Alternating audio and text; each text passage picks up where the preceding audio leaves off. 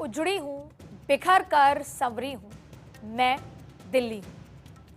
पांडवों की राजधानी, हिंदुस्तान के कल और आज की कहानी। देने पर आ जाऊं तो दिल निकाल कर रख दूं, जो रूठ जाऊं तो फिर पास ना आऊं, मैं दिल्ली हूं। और आजकल मेरी सर्द रातों में भी मई और जून की तपिश है, मेरी अलसाई सी सुबह में भी गजब की चुस्ती है। क्यों? क्योंकि आजकल मेरे आंगन में लोकतंत्र की महफिल सजी हुई है।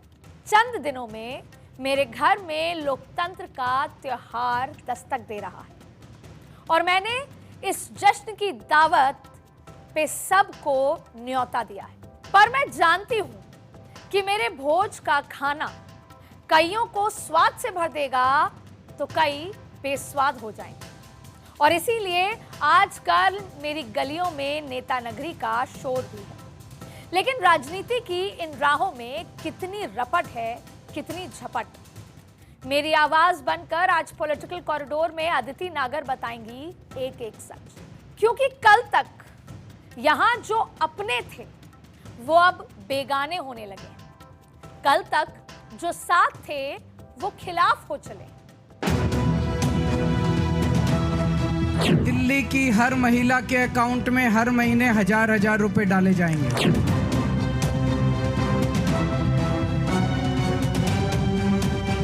आज दिल्ली के बुजुर्गों के लिए मैं संजीवनी योजना का ऐलान करने जा रहा हूं। हमारे जितने बुजुर्ग हैं उन बुजुर्गों का पूरा इलाज फ्री करवाया जाएगा। इसकी चुनाव के बाद हम योजना लेके आएंगे, योजना पारित करेंगे।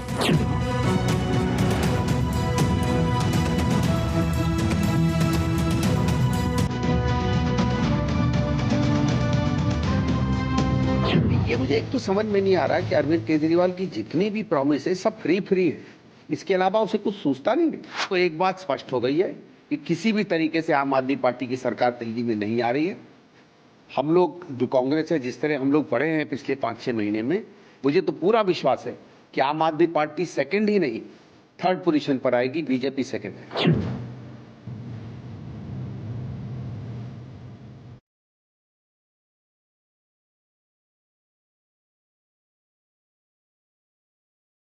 दिल्ली के अंदर केजरीवाल को अगर सही मायने में एक शब्द से उसको डिस्क्राइब करना हो तो उसको जिस शब्द से डिस्क्राइब किया जा सकता है वो है फर्जीवाल।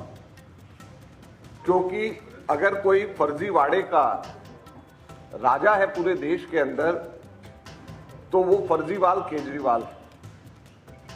और इसलिए हम केजरीवाल के काले कारनामों के ऊपर श्वेत पत्र आज लेकर के यहां पर आए। अजय माकन जी बीजेपी की स्क्रिप्ट पढ़ते हैं, बीजेपी के कहने पर बयान देते हैं, बीजेपी के कहने पे आम आदमी पार्टी के नेताओं को टारगेट करते हैं। उन्होंने सारी हदें पार करके सबसे लोकप्रिय नेता अरविंद केजरीवाल जी, जो हमारी पार्टी के अगुवा हैं, उनको कह रहे हैं एंटी नेशनल है केजरीवाल। सुन लिया आपने? ये वो हैं जो कल तक सियासत में साथ जीने मरने की कस्में खा रहे थे, पर आज विधानसभा का दंगल है तो जुबान पर शोले खुद ब खुद आ गए।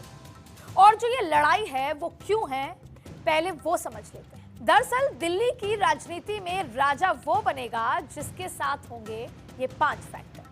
पूर्वांचली तो करीब 19% हैं और 29 सीटों पर निर्णायक स्थिति में है। दलित वोटर जो करीब 17% हैं और इनके लिए 12 सीटें आरक्षित भी हैं। इसके अलावा 22% पंजाबी, 18% जाट वोटर और करीब 15% मुस्लिम वोटर है, जिनका असर दिल्ली की 11 सीटों पर साफ तौर पर है। अब कहने की जरूरत नहीं कि जिस पार्टी ने पूर्वांचली वोटर्स के साथ दलित वोटर्स या मुस्लिम वोटर्स को साध लिया, सरकार वही बनाए। और इसीलिए आजकल कांग्रेस और आम आदमी पार्टी एक दूसरे के खिलाफ हो गए हैं। और हो भी क्यों ना, आखिर राजनीति है। सत्ता तो सबको चाहिए और सत्ता तभी मिलेगी जब समीकरण सेट हो। तो सबसे पहले आपको कांग्रेस का दलित मुस्लिम प्लान समझा देते हैं। हालांकि ये डीएम प्लान हम पूरे विस्तार से समझेंगे, लेकिन इसमें एम फैक्टर बहुत महत्वपूर्ण है। और वैसे भी आपने पिछले जितने चुनाव देखे उन सभी में एम फैक्टर, महिला फैक्टर बहुत महत्वपूर्ण था और आम आदमी पार्टी उसी एम फैक्टर पर आगे बढ़ रही है। लेकिन कांग्रेस का एम फैक्टर महिला के साथ साथ मुस्लिम भी है। अब देखिए इस डीएम प्लान ये क्या है। इस डीएम प्लान के सहारे कांग्रेस दिल्ली में आपको आउट करके खुद को इन करना चाहती है। मैंने कांग्रेस के कुछ लोगों से बात की तो उनका मिजाज साफ समझ में आया कि कांग्रेस के कुछ नेता दबी जबान में ये मानने लग गए हैं। और दबी जबान क्यों? बंद कमरे में तो इस पर विस्तार से चर्चा हुई है कि जब तक दिल्ली में आप वर्सेस बीजेपी की लड़ाई है तब तक कांग्रेस का कुछ नहीं हो सकता। या फिर उसको दूसरे तरीके समझते हैं, जब तक ये लड़ाई त्रिकोणीय रहेगी कांग्रेस बहुत छोटे हिसाब से रहेगी। जब ये लड़ाई बीजेपी वर्सेस कांग्रेस होगी बात तब बनेगी। तो अब इस त्रिकोणीय मुकाबले में आम आदमी पार्टी को दरकिनार करना ही इस चुनाव का कांग्रेस का उद्देश्य बन गया है। अब देखिए, जब तक आम आदमी पार्टी रहेगी कांग्रेस सत्ता में वापसी के बारे में सोच भी नहीं सकता, क्योंकि सारा का सारा कांग्रेस का वोटर तो आम आदमी पार्टी के पास है। इसीलिए इस बार कांग्रेस की रणनीति थोड़ी जुदा है। कांग्रेस इस बार अंडर द कार्पेट बीजेपी की फील्डिंग पर काम कर रही है कि बीजेपी की तरफ से फील्डिंग हो, बीजेपी को एज मिले, जिससे कि आने वाले दशकों में कांग्रेस भी दिल्ली में एक मजबूत स्थिति में नजर आए। तो अब आगे ये प्लान समझते हैं। और इसीलिए बेशक इस बार बीजेपी जीत जाए, लेकिन आम आदमी पार्टी की तीसरी बार सरकार नहीं बननी चाहिए। इसी उद्देश्य के साथ कांग्रेस आगे बढ़ रही और इसीलिए कांग्रेस अपने डीएम प्लान पर फोकस भी कर रही है। अब ये डीएम प्लान क्या है? ये डीएम प्लान कुछ और नहीं बल्कि दलित मुस्लिम प्लान है। इसमें कांग्रेस ने दिल्ली के सभी 70 सीटों का बाकायदा एक सर्वे कराया। हार जीत का नहीं, वो तो उनको पता है कि वो कहां स्टैंड कर रहे हैं, पर यह सर्वे था एक बार पूरी तरीके से कि किस सीट पर कितने दलित वोटर्स हैं, एससी वोटर्स हैं और किस सीट पे कितने मुस्लिम वोटर्स हैं। और ये पता करने की कोशिश की है कि इन सीटों पर कितने, जैसा मैंने आपको बोला, एससी और कितने मुस्लिम वोटर्स हैं। आमतौर पर हम यही मानते आए हैं कि दिल्ली की करीब 11 सीटों पर मुस्लिम वोटर असर डालते हैं, जैसे कि सीलमपुर है, मुस्तफाबाद है, ओखला है, मटिया महल है, बल्ली मरान और बाबरपुर, ये सब मुस्लिम बाहुल्य सीटें हैं। जबकि चांदनी चौक, सदर बाजार, त्रिलोकपुरी, सीमापुरी और किराड़ी में मुस्लिम वोटर्स की तादाद भी अच्छी खासी है। लेकिन कांग्रेस ने सर्वे करके ये पता करने की कोशिश की है कि आखिर इन वोटर्स की संख्या कितनी है और इस सर्वे के मुताबिक आदर्श नगर में 8.2% मुस्लिम है, फिर 17.61% एससी वोटर्स, फिर बादली का जिक्र करते हैं, बादली में 12.6% मुस्लिम्स हैं तो 19.03% एससी वोटर है। बवाना में 7.8% मुस्लिम्स हैं तो 21.06% एससी। सदर बाजार में 29.7% मुस्लिम है और 18.41% एससी वोटर्स हैं। मटिया महल 60% मुस्लिम और 12.51 लगभग 13% के आसपास एससी वोटर। फिर बल्ली मरान में 49.8% मुस्लिम और एससी वोटर है 24.33 लगभग 25%। ओखला में 52.5% वोटर है मुस्लिम। ओखला बहुत महत्वपूर्ण सीट है और यहां पर एससी वोटर 9.79 लगभग 10% के आसपास। फिर त्रिलोकपुरी में 11.9% मुस्लिम, 31.72% एससी। सीमापुरी में 23.4% मुस्लिम तो 30.51% एससी वोटर्स हैं। सीलमपुर में 57% मुस्लिम, लगभग 9% के आसपास या 8 मान लीजिए 8% के आसपास एससी वोटर है। तो बाबरपुर में 41.1% मुस्लिम है और लगभग 6% के आसपास यहां पर दलित वोटर है। फिर 39.5% मुस्लिम मुस्तफाबाद में है और 11.60% यहाँ पर दलित वोटर है। तो ये लबोलुबाब समझने के पीछे क्या रणनीति है वो भी आपको बताएंगे। देखिए, कांग्रेस ने ये सर्वे सभी 70 सीटों पे किया और वोटों के समीकरण को साधने के लिए कांग्रेस कमर कस चुकी है। अंबेडकर के अपमान का मुद्दा उठाकर जहां कांग्रेस दलित वोटर को अपने पाले में करना चाहती है, हालांकि यही काम आम आदमी पार्टी भी कर रही है, तो वहीं मुस्लिम वोटर को लुभाने के लिए खास स्ट्रैटेजी है।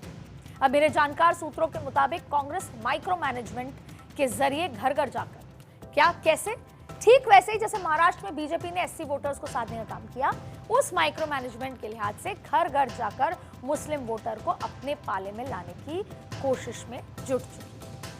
अब यहां कहानी शुरू होती है जो मैं आपको बताऊंगी कि इस रणनीति के तहत कांग्रेस ने क्या कुछ किया। आपको याद होगा कि जब महाराष्ट्र के नतीजे आए, महाराष्ट्र और झारखंड के चुनाव के नतीजे आए, तो नरेंद्र मोदी बीजेपी दफ्तर पहुंचे कार्यकर्ताओं को धन्यवाद देने।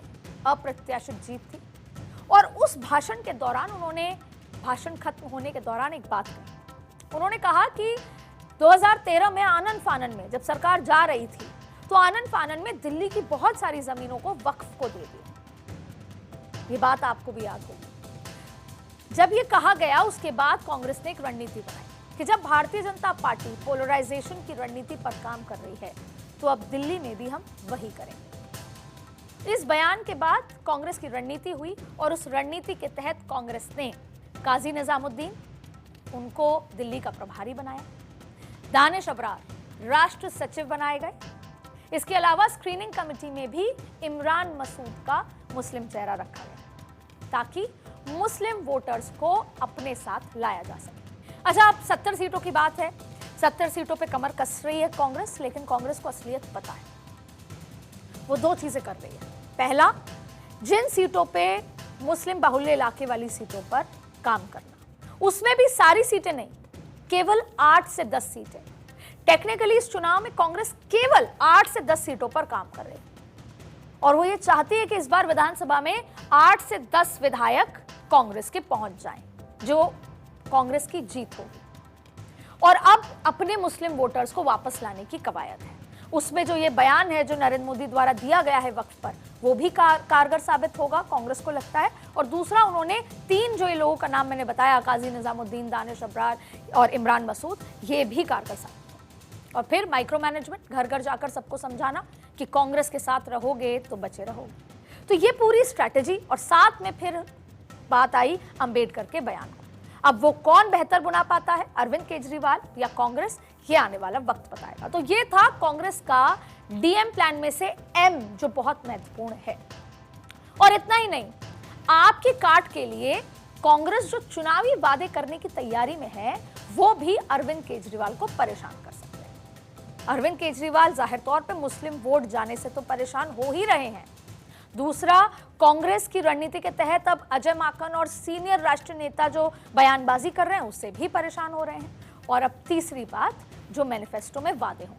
सूत्रों के मुताबिक कांग्रेस अपने मैनिफेस्टो या संकल्प पत्र में महिलाओं को 2100 रुपए की सम्मान राशि देने के अलावा गहलोत सरकार के तर्ज पर 25 लाख रुपए का स्वास्थ्य बीमा देना, 30,000 लीटर मुफ्त पानी, वैसे ही बिजली देने की बात होगी। साथ में पर्यावरण को लेकर, पोल्यूशन को लेकर भी गारंटी होगी। तो ये तमाम चीजें हैं। इसके साथ साथ गैस को लेकर 1000 रुपए फ्री देने की बात है। तो ये तमाम बातें भी, हालांकि कांग्रेस ने ये तमाम बातें सोची है, लेकिन आम आदमी पार्टी और बीजेपी इसको आसानी से इसको चैलेंज कर सकती है, क्योंकि बार बार हिमाचल और कर्नाटक में क्या दुर्दशा है फ्री बीज की, वो बताएगी। लेकिन कांग्रेस इस बार बीजेपी से ज्यादा आम आदमी पार्टी को टारगेट करके इस चुनाव में आगे बढ़ रही है, और वो आपको आए दिन बयानबाजियों में नजर भी आता होगा। कांग्रेस को ये बात अच्छे से पता है कि उसके पास खोने को कुछ नहीं है। अब अगर वो थोड़ी मेहनत करती है स्ट्रेटेजिकली, तो वो थोड़ा ही सही, लेकिन कुछ पाने के दौर में आगे बढ़ चुकी है। दिल्ली में अरविंद केजरीवाल जैसा चेहरा कांग्रेस के पास नहीं है। ये बात अलग है कि संदीप दीक्षित, शीला दीक्षित के बेटे को उतारा है, साथ में अलका लांबा भी मानी नहीं है, लेकिन चुनाव में उतारना चाहते हैं आतिशी के सामने, वो प्रयास चल रहे हैं। या आम आदमी पार्टी ने जिसकी टिकट काटी है उनको लेने के भी प्रयास चल रहे हैं, लिए भी हैं। लेकिन उन्हें यह भी पता है कि अगर दिल्ली में उसे अपना वनवास खत्म करना है इस बार नहीं तो आने वाले एक दशक में तो अरविंद केजरीवाल के साथ की जगह उनको अरविंद केजरीवाल के खिलाफ खड़ा होना हो। तो दिल्ली कांग्रेस की सारी इस लड़ाई में बीजेपी की बजाय केजरीवाल को ही ज्यादा फोकस कर रही है। दिल्ली के सभी मुस्लिम बाहुल्य या मुस्लिम वोटर की बड़ी भूमिका वाली 11 सीटें पिछली बार आम आदमी पार्टी ने जीती थी। यह है चिंता की बात अरविंद केजरीवाल के लिए। अब इन सीटों पर कांग्रेस भी फोकस कर रही है। जब कांग्रेस भी फोकस कर रही है तो ध्रुवीकरण होगा, वोट बटेंगे। ये सीटें कभी कांग्रेस का गढ़ हुआ करती थी और इस बार कांग्रेस वहीं अपनी वापसी का रास्ता बना रही है। रणनीति यही है कि कम से कम इन 8 सीटों, जिसका मैं जिक्र कर रही थी कि 8 से 10 सीटें, 8 से 10 सीटों को जीतकर आम आदमी पार्टी को कमजोर किया जाए। कांग्रेस की रणनीति उसके टिकट बंटवारे में भी झलक रही है।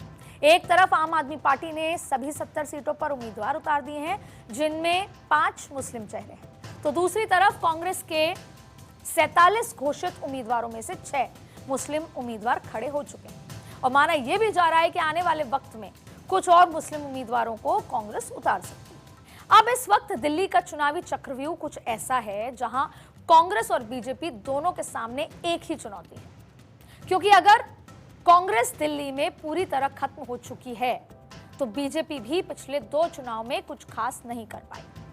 और अगर अरविंद केजरीवाल तीसरी बार मुख्यमंत्री पद के करीब आते हैं तो कांग्रेस को तो पता है उसका दी एंड हो जाएगा। दिल्ली में सारे का सारा संगठन, वोटर्स सब फाइनली अरविंद केजरीवाल के साथ होंगे।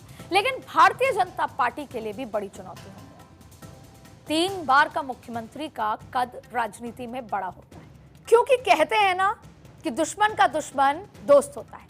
अब यहां कांग्रेस भले ही बीजेपी की दोस्त ना हो, लेकिन ये जरूर जानती है कांग्रेस कि अगर आम आदमी पार्टी हारी तो कांग्रेस विकल्प बनने की तैयारी कर सकती है। यानी कि ये पूरा का पूरा मैच 2 जनों के बीच में खेलना चाहती है कांग्रेस आने वाले समय में, बीजेपी वर्सेस कांग्रेस, क्योंकि कांग्रेस के लिए तभी आसान है। 2024 में जिन सीटों पर कांग्रेस ने लीड ली वो वहीं ले पाई जहां पर लड़ाई आमने सामने की बीजेपी वर्सेस कांग्रेस थी। तो इस त्रिकोणीय मुकाबले को कांग्रेस चाहती है कि बीजेपी वर्सेस कांग्रेस हो जाए। अब कांग्रेस इस वक्त तो दिल्ली में कुछ खास करने की स्थिति में नजर नहीं आ रही, लेकिन अपनी छोटी छोटी स्ट्रैटेजी से वो आगे बढ़ रही है। ये जरूर जानती है कांग्रेस कि बीजेपी आम आदमी पार्टी को दिल्ली में टक्कर दे सकती है और टक्कर के लिए बीजेपी दिल्ली में तैयार भी हो रही है। और अभी तक बीजेपी ने अपने पत्ते प्रत्याशी के रूप में नहीं खोले। सुनने में तो ये भी आया था कि भले ही आम आदमी पार्टी ने टिकट वितरण कर दिया, लेकिन अभी भी सिटिंग विधायक बीजेपी के पास आ सकते हैं। पिछले 7 महीने में से ये एक बड़ी स्ट्रैटेजी है और मैं आपको आज बता दूं कि अगर चुनाव के बाद नतीजों में बीजेपी थोड़ा भी बेहतर करती है तो हम इस मुद्दे पर चर्चा कर रहे हैं। बीजेपी ने एक बड़ी स्ट्रैटेजी प्लान की साइलेंटली, जो माइक्रो मैनेजमेंट है बीजेपी का, और उस स्ट्रैटेजी में पिछले 7 महीने से बीजेपी के जो वर्कर्स हैं, कार्यकर्ता हैं, उनको भेज दिया है झुग्गी झोपड़ियों में। 7 महीने से दिल्ली के अंदर बीजेपी झुग्गी झोपड़ियों में रहने वाले वोटर्स के लिए खास अभियान चला रही है। उनके साथ रहते हैं, उनके साथ खाते हैं, उनकी प्रॉब्लम्स को देखते हैं, उनके साथ जीवन बिता रहे हैं 7 महीने से। आपने नाम सुना होगा man to man marking. BJP ने यहाँ पर झुग्गी टू झुग्गी मार्किंग किया और ऐसा नहीं कि एक दिन गए और बस। उस झुग्गी में कम से कम 6 से 7 बार अलग अलग कार्यकर्ता सीनियर पहुंचे हैं, उनके साथ खाना खाया, उनके साथ रहे हैं, उनके साथ पूरा दिन बिता रहे हैं और उनसे ये भी कहा कि आपकी तकलीफें देखकर समझकर हम मैनिफेस्टो में उन तमाम बातों को उतारेंगे, उन वादे को पूरा भी करेंगे अगर सरकार बनती है। और इस अभियान के तहत बीजेपी के कार्यकर्ता, जैसे मैं बता रही हूँ, दिल्ली की झुग्गी झोपड़ियों में रहने वालों से मुलाकात कर रहे हैं, उनके साथ जीवन व्यापन कर रहे हैं और दूसरी तरफ ध्रुवीकरण की जमीन भी दिल्ली में तैयार की जा रही है।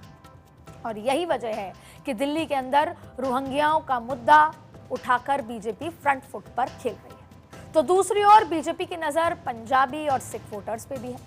दिल्ली में पंजाबी एक बड़ा बीजेपी का कोर वोटर है, लेकिन आम आदमी पार्टी के आने के बाद ये गणित थोड़ा गड़बड़ाया, पर अब बीजेपी उसे एक बार फिर पुख्ता तौर पर अपने साथ करने में जुटी हुई है। वीर बाल दिवस पर यह कोशिश और पुख्ता तरीके से नजर आई। 3 साल पहले हमारी सरकार ने वीर साहिबजादों के बलिदान की अमर स्मृति में वीर बाल दिवस मनाने की शुरुआत की थी। अब ये दिन करोड़ों देशवासियों के लिए, पूरे देश के लिए राष्ट्रीय प्रेरणा का पर्व बना है। जब छोटी सी उम्र में हमारे साहबजादों ने अपने प्राणों की आहुति दे दी। साहिबजादा जोरावर सिंह और साहिबजादा फतेह सिंह की आयु कम थी, लेकिन उनका हौसला आसमान से भी ऊंचा था। खैर, बीजेपी और कांग्रेस या आम आदमी पार्टी की ये लड़ाई वैसे तो स्वाभाविक है, लेकिन दिल्ली विधानसभा चुनाव से पहले ट्विस्ट आया है आम आदमी पार्टी और कांग्रेस की लड़ाई का रंग देखकर। यह लड़ाई इतनी आगे बढ़ चुकी है कि दिल्ली में इंडी गठबंधन अब कल की बात नजर आने लगी है। यहां तक कि केजरीवाल की महिला सम्मान योजना पर सरकार का विज्ञापन क्या आया, सबसे पहले कांग्रेस के यूथ विंग ने शिकायत दर्ज कराई, जिसके बाद मुख्यमंत्री आतिशी ने यह कहती नजर आई कि कांग्रेस और बीजेपी में साठगांठ है। इसके बाद कांग्रेस ने मौका हर बार धोखा नाम से आम आदमी पार्टी के खिलाफ श्वेत पत्र जारी किया।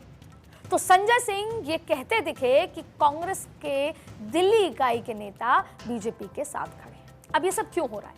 देखिए, जाहिर तौर पर इंडिया गठबंधन में जब सब साथ आए थे तो यही वादा था कि हम नेशनल स्तर पर 2024 के लिए या नेशनल मुद्दों पर एक साथ आएंगे, रीजनल मुद्दों पे साथ नहीं आए, ये बात हुई थी। अब उसमें हो यही रहा था कि रीजनल नेता भले ही एक दूसरे पर कटाक्ष करें, बयानबाजी करें, लेकिन नेशनल लीडरशिप किसी भी पार्टी की एक दूसरे पर कटाक्ष नहीं करेगी। यह इंडिया गठबंधन का एक बेसिक प्रॉमिस था। लेकिन दिल्ली चुनाव में क्या हुआ? बीजेपी के जिस तरीके से बीजेपी चुनाव में आगे बढ़ रही है, कांग्रेस अपनी स्ट्रैटेजी आगे बढ़ा रही है, तो कांग्रेस के अजय माकन जो कि राष्ट्र नेता हैं, उन्होंने बयानबाजी शुरू की। तो आम आदमी पार्टी को पसंद नहीं आया। आम आदमी पार्टी ने कहा कि इंडिया गठबंधन से कांग्रेस को बाहर किया जाए। जाहिर तौर पे एक तरफ बीजेपी चुनौती है तो दूसरी तरफ कांग्रेस चुनौती है आम आदमी पार्टी के लिए। अब यहां सबसे खास बात यह है कि कांग्रेस दिल्ली चुनाव में बीजेपी पर हमलावर नहीं है, बल्कि कांग्रेस के निशाने पर आम आदमी पार्टी है। जाहिर है कि दिल्ली के चुनाव पास आए तो इंडी गठबंधन की गांठ खुल गई। फिर नेताओं की जुबान भी तलक होने लगी है। दोनों दल आमने सामने हैं और आम आदमी पार्टी इस सियासी खेल में चौतरफा घिर चुकी है। अब आम आदमी पार्टी के सामने क्या क्या रास्ते हैं और दिल्ली चुनाव में आम आदमी पार्टी के फेवर में क्या है, इस पर चर्चा करते हैं। दिल्ली में अरविंद केजरीवाल अपनी साधारण आदमी वाली इमेज को कायम रखने के लिए काम कर रहे हैं। दूसरी तरफ उन्होंने आतिशी को मुख्यमंत्री बनाकर यह संदेश दे दिया कि सत्ता के लोभ से वो दूर है। फिर शीश महल जैसे नैरेटिव को भी जाहिर तौर पे तोड़ने की कोशिश की। एक दौर में वो काफी चर्चित था, लेकिन सत्ता छोड़ने के बाद वो अरविंद केजरीवाल के पद छोड़ने के बाद से शांत होता नजर आया। फिर महिलाओं को साधने के लिए भी अरविंद केजरीवाल ये नया प्लान लेकर आए। यहां तक कि आचार संहिता लगने से पहले खाते में भी चीजें पहुंचनी शुरू हो जाएंगी। ये बात और है कि महिला किसे वोट करेंगी ये देखना अभी बाकी है, क्योंकि झारखंड में किसी और को किया, हरियाणा में किसी और पार्टी को किया, तो महिला चुप हैं लेकिन दमदार है। कुल जमा बात यह है कि कांग्रेस ने उसी ध्रुवीकरण की राह को पकड़ा है जिस पर बीजेपी चलती है, क्योंकि बीजेपी की नजर अगर हिंदू वोटर्स और एससी वोटर्स पर है तो कांग्रेस आम आदमी पार्टी से मुस्लिम वोट बैंक और थोड़ा बहुत बीजेपी से एससी वोट बैंक को तोड़ने की, छीनने की कोशिश कर रही है। अब इससे भले ही कांग्रेस सरकार ना बना पाए, लेकिन आम आदमी पार्टी का एक छत्र राज तो डेफिनेटली खत्म हो सकता है। वैसे भी राजनीति में तो ये कहा ही जाता है कि सभी लड़ाई खुद के जीतने के लिए नहीं होती, कई बार किसी को हरा कर भी अपना नफा किया जाता है। तो अगर इस नफे के लिए कांग्रेस और आम आदमी पार्टी ने एक दूसरे से वफा तोड़ भी ली तो भला कौन सी आफत आ गई? हाँ, बीजेपी इस लड़ाई में वोट का छीका फूटने का मौका जरूर ढूंढ रही है, क्योंकि आम आदमी पार्टी का वोट का छीका टूटेगा तभी तो बीजेपी के हिस्से में कुछ आ पाएगा। तो आप हैरान मत होइए, ये पॉलिटिक्स है, यहां पावर गेम में किसी के पास कोई शेम नहीं। आज के पॉलिटिकल कॉरिडोर में इतना ही। अगली बार फिर मुलाकात करते हैं किसी और सियासी मुद्दे के साथ।